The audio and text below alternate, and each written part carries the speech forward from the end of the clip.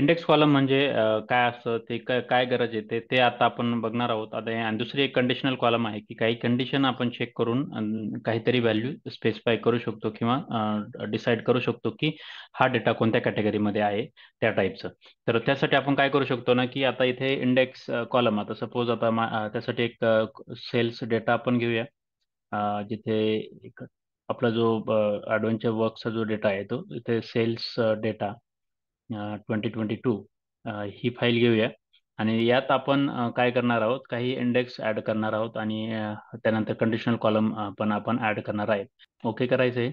आता हा जो डेटा आहे ना आता आपण याच्यात जेव्हा लोड केल्यानंतर बघू शकतो की डेटा टाईप वगैरे करेक्ट आहे का नाही. आता याचं काही ऑर्डर क्वांटिटी आहे. आता इंडेक्स कॉलम कसं असतं ना की आता याच्यात एक इंडेक्स कॉलम आपण जसं की तुम्ही एसक्यूएल जर माहित असेल तुम्हाला एसक्यूएल टेबल वगैरे मध्ये तिथं प्रायमरी की असते तर त्याच टाईपची प्रायमरी की आपण किंवा इथे इंडेक्स आपण क्रिएट करू शकतो जी आपल्याला जेव्हा आपण डेटा मॉडेल बघणार आहोत तिथे तेव्हा आपल्याला यूज करायला लागते जेव्हा आपण ते दोन टेबल जॉईन करतो तेव्हा आयडी या कॉलमवर आपण जॉईन करतो. इंडेक्स कॉलम कसा ऍड करायचा त्यासाठी आपल्याला एक ऍड कॉलम मध्ये आपल्याला इथे एक इंडेक्स कॉलम म्हणून ऑप्शन असतात. आता इथं फ्रॉम झिरो पासून स्टार्ट करू शकतो, वन पासून स्टार्ट करू शकतो किंवा कस्टम स्टार्ट करू शकतो.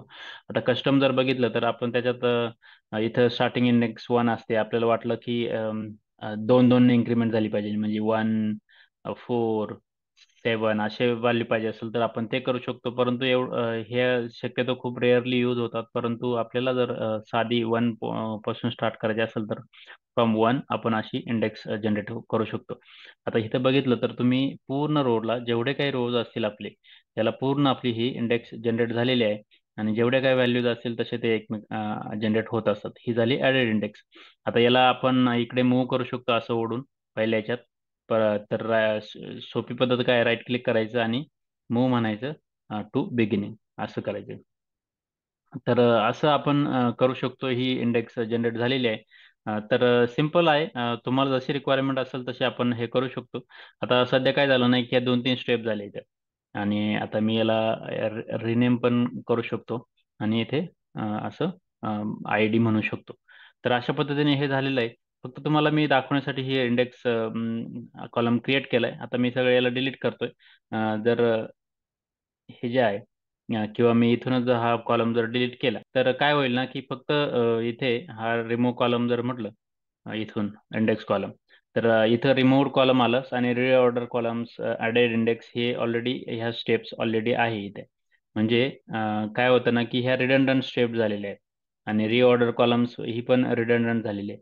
त्यामुळे काय करायचं ना तुम्ही की हे जे पूर्ण काढून हे रिमूव्ह कॉलम्स आहे ना ते पण काढून टाकायचे, हे पण काढून टाकायचं, हे पण काढून टाकायचे सध्या. म्हणजे आपली जी ओरिजिनल फाईल होती ती इथे तयार झालेली आहे. तर आता मी हे इंडेक्स ऍड करत नाही. आपल्याला नंतर लागेल तेव्हा आपण करूया. परंतु मी तुम्हाला आता फक्त इंडेक्स कॉलम कसा ऍड करायचा ते दाखवलंय.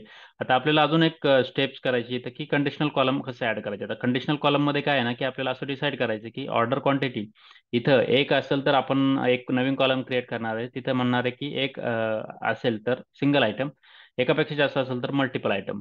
असा एक नवीन कॉलम इथे आपल्याला डिस्प्ले होईल. तर ते करण्यासाठी आपल्याला इथे एक ऍड कॉलम मध्येच कंडिशनल कॉलम आपण क्लिक करू शकतो आणि इथं न्यू कॉलम नेम देऊ शकतो की ऑर्डर टाईप किंवा क्वांटिटी टाईप आणि इथे काय म्हणू शकतो if order quantity is equal to one then आपण काय म्हणणार आहे की सिंगल आयटम.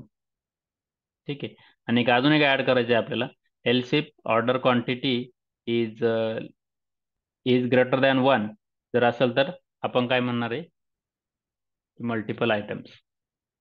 ठीक आहे. आणि जर याच्याही पेक्षा याच्यामध्ये काही नसेल काही दुसरी स्ट्रेंज व्हॅल्यू असेल एखादी तर आपण इथे एल्स कंडिशन देऊ शकतो अदर. तर त्या पद्धतीने आपण हे इफ कंडिशन देऊ शकतो. म्हणजे ही इफ कंडिशन अजून एखादी कंडिशन असेल तर ऍड क्लॉज करू शकतो आणि हे इफ एल्स चालूच राहतं की आपल्याला जशी पाहिजे असे जेवढ्या कंडिशन असतील तेवढ्या आपण देऊ शकतो. आणि त्याच्यानुसार आपल्याला इथं व्हॅल्यूज आपण डिसाईड करू शकतो. जर आणि त्या पद्धतीने आपण ही फॉर्मॅटिंग करू शकतो आणि क्लिक ऑन ओके जर केलं तर आता एक नवीन कॉलम क्रिएट झालेला आहे जो एबीसी फॉर्मॅटमध्ये आहे आणि इथे तुम्ही बघा की इथे पूर्ण हे व्हॅल्यूज आहे सिंगल आयटम्स आणि मल्टिपल आयटम्स असे दिलेले आहेत. आता इथे एक वॉर्निंग देते लिस्ट मे बी इनकम्प्लीट म्हणजे पॉवर बीआय काय करतं ना सर्व डेटा म्हणजे हजारो रेकॉर्ड असतील ते स्कॅन नाही करत. काही हजार रेकॉर्ड्स आहे फक्त वरचे त्याच्यावर त्यालाच लोड चेक करतं आणि त्यानुसार इथे डिस्प्ले करतं. जर आपल्याला पूर्ण पाहिजे असेल अं, हे करण्याचं काम की पॉवर बीआयला जास्त लोड येऊ नये, परफॉर्मन्स त्याचा इम्पॅक्ट होऊ नये म्हणून हे गोष्टी म्हणजे फक्त हजार रेकॉर्ड चेक करतं. जर आपल्याला पूर्ण पाहिजे असेल तर लोड मोर आपण करू शकतो आणि मग त्यानंतर इथे हे डिस्प्ले होतील. अशा पद्धतीने आपण हे कंडिशनल कॉलम क्रिएट करू शकतो. तर ह्या दोन गोष्टी आहे ज्या आपल्याला महत्वाच्या आहे. आता इथं काय झालं ना, आपले भरपूर टेबल झाले तर आपण इथं ग्रुप करू शकतो. आता इथं जे आहे ना, जे आपल्याला युजफुल नाही, ज्या मी जीडीपी डेटा ह्या 3 क्वेरी जे आहे त्या मी याला ग्रुप करतो. राईट क्लिक करतो आणि याला मूव टू ग्रुप, मग न्यू ग्रुप म्हणतो आणि याला मी काय म्हणेल, डेमो.